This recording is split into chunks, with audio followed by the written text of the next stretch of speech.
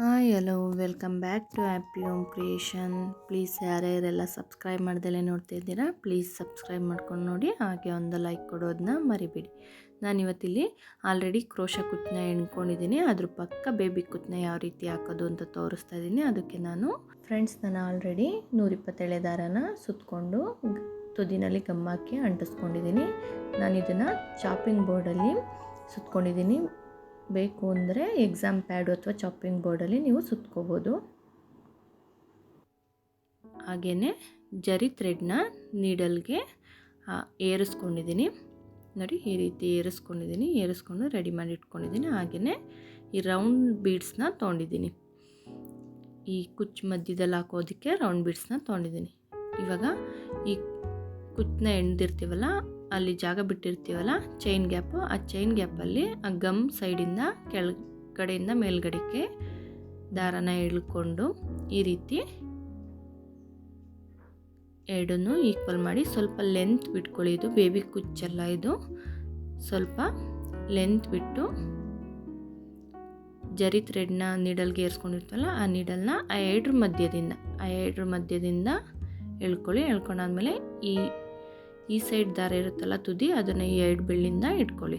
ಮತ್ತು ಆ 2 ದಾರದ ಸುತ್ತ ನೀಡಲ್ನ ಹಾಕಿ ದಾರನ ತಂದು ಈ ಸರ್ಕಲ್ ಒಳಗಡೆಯಿಂದ ನೀಡಲ್ನ ಹಾಕಿ ಟೈಟಾಗಿ ಎಳ್ಕೊಳ್ಳಿ. ಮತ್ತು ಅದೇ ರೀತಿ ಸಿಲ್ಕ್ ಥ್ರೆಡ್ ಸುತ್ತ ನೀಡಲ್ನ ತಂದು ದಾರನ ಇಲ್ಲಿ ಸರ್ಕಲ್ ಟೈಪ್ ಆಗುತ್ತೆ ನೋಡಿ, ಅದರೊಳಗಡೆಯಿಂದ ನೀಡಲ್ನ ಹಾಕಿ ದಾರನ ಎಳ್ಕೊಳ್ಳಿ, ಲಾಕ್ ಮಾಡ್ಕೊಳ್ಳಿ. ಅದೇ ರೀತಿ 3 ಬಾರಿ ಲಾಕ್ ಮಾಡ್ಕೊತಾ ಇದ್ದೀನಿ. 3 ಬಾರಿ ಲಾಕ್ ಮಾಡ್ಕೊಂಡಾದ್ಮೇಲೆ ಮೇಲ್ಗಡೆಯಿಂದ ಕೆಳಭಾಗಕ್ಕೆ ನೀಡಲ್ನ ಹಾಕಿ ದಾರನ ಕೆಳಗಡೆ ಕದಂಗೆ ತೆಕ್ಕೋತಾ ಇದ್ದೀನಿ. ಇವಾಗ ನಾನು ಜರಿ ಥ್ರೆಡ್ನಷ್ಟೇ ಕಟ್ ಮಾಡ್ಕೊತಾ ಇದ್ದೀನಿ. ಜರಿ ಥ್ರೆಡ್ನ ಕಟ್ ಮಾಡ್ಕೊಂಡಾದ್ಮೇಲೆ ನೋಡಿ, ಈ ರೌಂಡ್ ಬೀಡ್ಸ್ ತೊಗೊಂಡಿದ್ನಲ್ಲ, ಆ ರೌಂಡ್ ಬೀಡ್ಸ್ನ ಈ 2 ಭಾಗ ಇರುತ್ತೆ ನೋಡಿ ಸಿಲ್ಕ್ ಥ್ರೆಡು, ಆ 2 ಭಾಗದ ಮಧ್ಯದಲ್ಲಿ ಇಡ್ತಾ ಇದ್ದೀನಿ. ಸ್ವಲ್ಪ ಮೇಲೆತ್ತಿ ಆ 2 ಮಧ್ಯದ ಭಾಗದಲ್ಲಿ ಬೀಡನ್ನ ಇಟ್ಟು ನೀಟಾಗಿ ಈ ರೀತಿ ಕೂರಿಸ್ಕೊಳ್ಳಿ. ಇಲ್ಲಿ ಸಿಲ್ಕ್ ಥ್ರೆಡ್ಡು 2 ಇಂಚಷ್ಟು ಬಿಟ್ಕೊಂಡಿರಿ. ಈ ಥರ ನೀಟಾಗಿ ಆದಮೇಲೆ ಜರಿ ಥ್ರೆಡ್ನ ಆ 2 ಮಧ್ಯದಿಂದ ನೀಡಲ್ನ ಹಾಕಿ ದಾರನ ತಂದು ಮತ್ತೆ ಆ 2 ಸಿಲ್ಕ್ ಥ್ರೆಡ್ ಹಾಕ್ಕೊಂಡಿರ್ತೀವಲ್ಲ ಫೋಲ್ಡ್ ಮಾಡಿ ಆ 2 ಸುತ್ತ ದಾರನ ತಂದು ಈ ಸರ್ಕಲ್ ಬರುತ್ತೆ ನೋಡಿ, ಅದರೊಳಗಡೆಯಿಂದ ನೀಡಲ್ನ ಹಾಕಿ ಲಾಕ್ ಮಾಡ್ಕೊಳ್ಳಿ.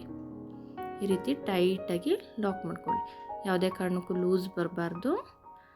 ಮತ್ತು ಈ ಥ್ರೆಡ್ ಸುತ್ತ ನೀಡಲ್ನ ಹಾಕಿ ದಾರನ ತಂದು ಈ ಸರ್ಕಲ್ ಫಾರ್ಮ್ ಆಗುತ್ತೆ ನೋಡಿ, ಆ ಸರ್ಕಲ್ ಒಳಗಡೆಯಿಂದ ನೀಡಲ್ನ ಹಾಕಿ ದಾರನ ಎಳೆದ್ರೆ ನೀಟಾಗಿ ಗ್ರಿಪ್ಪಾಗಿ ಕೂತ್ಕೊಳ್ಳುತ್ತೆ. ಮತ್ತೊಂದು ಬಾರಿ ಹಾಕೋತಾ ಇದ್ದೀನಿ. ನಾನಿಲ್ಲಿ ಒಟ್ಟು 3 ಬಾರಿ ಲಾಕ್ ಮಾಡ್ಕೋತೀನಿ ಫ್ರೆಂಡ್ಸ್.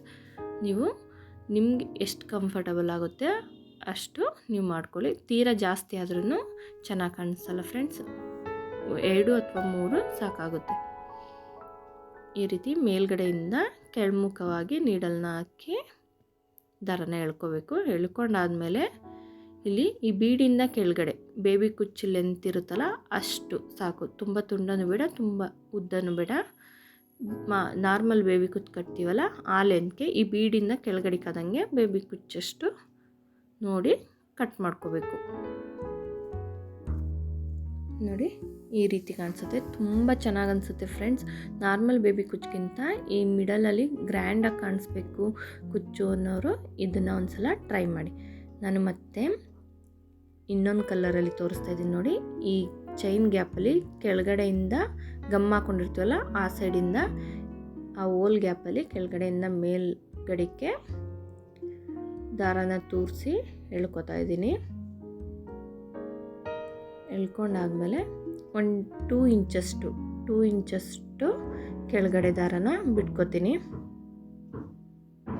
ಕೆಳಗಡೆ ದಾರನ ಬಿಟ್ಕೊಂಡಾದ್ಮೇಲೆ ಇವೆರಡನ್ನು ನೀಟಾಗಿ ಈ ರೀತಿ ಹಾಕೋತೀನಿ. ಇದನ್ನು ನಾನು ಮಿಡಲ್ದು ಹಾಕ್ತಾಯಿದ್ದೀನಿ.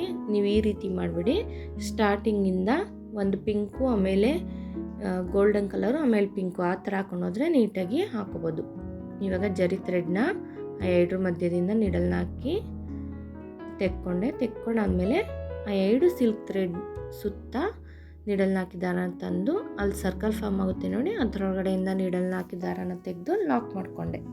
ಮತ್ತು ಅದೇ ರೀತಿ ಸಿಲ್ಕ್ ಥ್ರೆಡ್ ಸುತ್ತ ನೀಡಲ್ನ ಹಾಕಿ ದಾರನ ತಂದು ಈ ಸರ್ಕಲ್ ಒಳಗಡೆಯಿಂದ ನೀಡಲ್ನ ಹಾಕಿ ಲಾಕ್ ಮಾಡಿಕೊಂಡೆ. ಟೈಟಾಗಿ ಇಳ್ಕೊಳ್ಳಿ, ಆದಷ್ಟು ಅದು ಟೈಟಾಗಿ ಕೂರಬೇಕು. ನಾನು ಒಟ್ಟು 3 ಬಾರಿ ಲಾಕ್ ಮಾಡಿಕೊಂಡೆ. ಲಾಕ್ ಮಾಡ್ಕೊಂಡಾದ್ಮೇಲೆ ಮೇಲ್ಗಡೆಯಿಂದ ಕೆಳಗಡೆಗೆ ನೀಡಲ್ನ ಹಾಕಿ ದಾರನ ತೆಕ್ಕೊಂಡಾದ್ಮೇಲೆ ಈ ಜರಿ ಥ್ರೆಡ್ನ ಕಟ್ ಮಾಡ್ಕೊತೀನಿ. ಅದು ಸಿಲ್ಕ್ ಥ್ರೆಡ್ ಎಷ್ಟು ಲೆಂತ್ ಇರುತ್ತೆ ಅಷ್ಟು ಲೆಂತ್ಗೆ ಕಟ್ ಮಾಡ್ಕೋಬೇಕು. ತುಂಡ ಮಾಡ್ಕೊಬಿಡಿ, ಅದು ಎತ್ಕೊಂಡಂಗೆ ಆಗುತ್ತೆ. ಇವಾಗ ನಾನು ಈ 2 ಸಿಲ್ಕ್ ಥ್ರೆಡ್ ಮಧ್ಯದಿಂದ ಫೋಲ್ಡ್ ಮಾಡ್ಕೊಂಡಿರ್ತಲ್ಲ, ಆ 2 ಮಧ್ಯದಲ್ಲಿ ಈ ಸಿಲ್ವರ್ ಬೀಡ್ಸ್ನ ಹಾಕೋತಾ ಇದ್ದೀನಿ.